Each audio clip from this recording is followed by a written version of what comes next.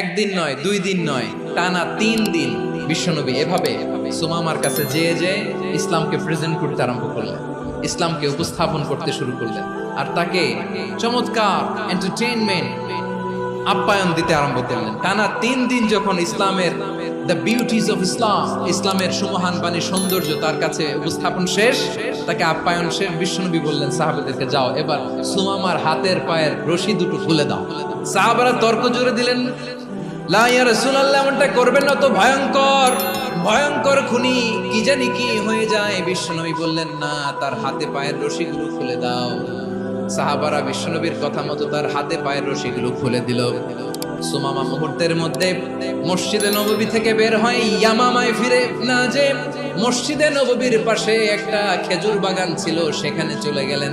সেখানে একটা ছোট্ট কুয়া ছিল, কুয়ার পানি দিয়ে তিনি গোসল করলেন। সুবহানাল্লাহ পড়েন।